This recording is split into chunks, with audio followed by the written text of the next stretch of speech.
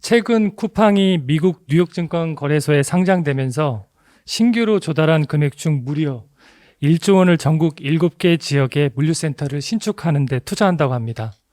다른 유통업체도 물류 헤게모니를 놓치지 않기 위해서 거점 지역에 대규모 물류센터를 신축할 것으로 예상됩니다.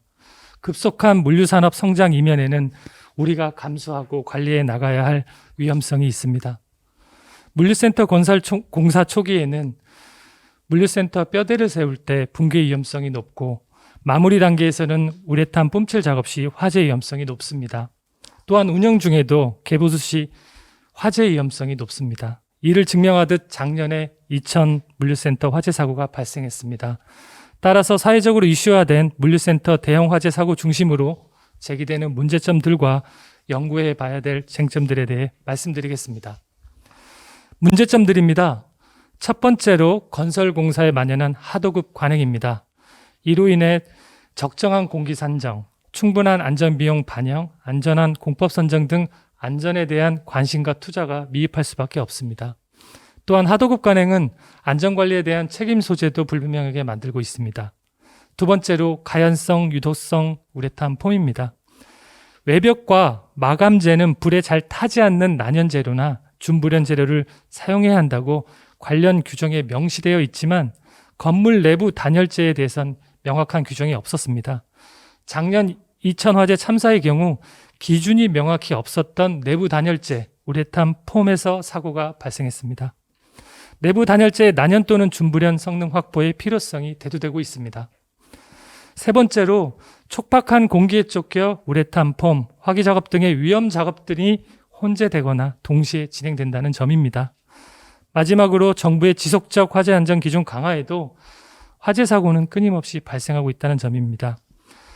건설공사의 안전성을 확보하기 위해서 사업주는 유해위험 방지 계획서를 작성하여 공단에 제출, 심사를 받아서 계획서 이행 여부를 주기적으로 확인받아야 합니다. 하지만 조건부 적정 확인의 경우 통보 외에 별도의 행정조치가 취해지지 않아서 동제도의 현장 작동성에 문제가 제기되고 있습니다. 또한 특정 소방 대상물의 공사 현장은 관련 법률에 따라서 소화기, 비상경보장치, 간이피단 유도선 등 임시 소방시설을 유지 관리하도록 하고 있지만 실제 매일매일 공정이 생기고 없어지는 건설 현장 특성상 잘 지켜지지 않고 있습니다. 따라서 동제도의 실효성에 문제가 제기되고 있습니다.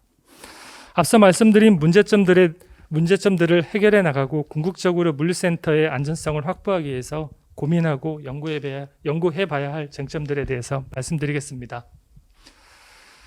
첫 번째로 건설공사의 전생애 주기별 안전성을 확보하는 것입니다.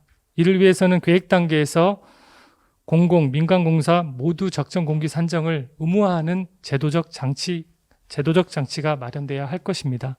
또한 불량 시공업체 명단을 공개하여 발주자 등이 적격업체를 선정토록 유도해야 할 것입니다. 유해위험 방지계획서 현장 확인이 위험 타깃별로 적기에 이루어져야 하며 조건부 판정을 받은 경우 개선 시까지 해당 작업을 중지하는 등 동제도의 현장 작동성 강화를 위한 제도 개선 연구가 필요할 것 같습니다. 두 번째로 건축자재 화재 안전 기준 강화입니다. 내부 단열재에 대한 화재 안전 기준을 강화하는 것입니다. 더불어 건축자재 화재 안전 성능과 업체의 품질 관리 능력을 평가하는 품질 인정 제도를 도입하는 것입니다. 세 번째로 화재 위험 작업 중 안전조치 강화입니다. 실제 현장에서 우레탄 뿜칠, 용접, 용단 등 화기 작업이 동시에 이루어지는 것을 금지할 수 있는 제도적, 기술적 방안이 강구되어야 합니다. 그 다음에 위험 작업에 대한 감시 기능을 강화해야 할 것입니다. 이를 위해 원청에게 위험한 작업에 대한 조정 의무를 부과하고 사전에 작업일 시, 내용 기간 등을 파악하여 하청 업체들의 작업을 조정하는 것입니다. 또한 감리에 의한 작업 허가 대상을 화재 위험 작업까지 확대하는 방안도 고민해 봐야 할 것입니다.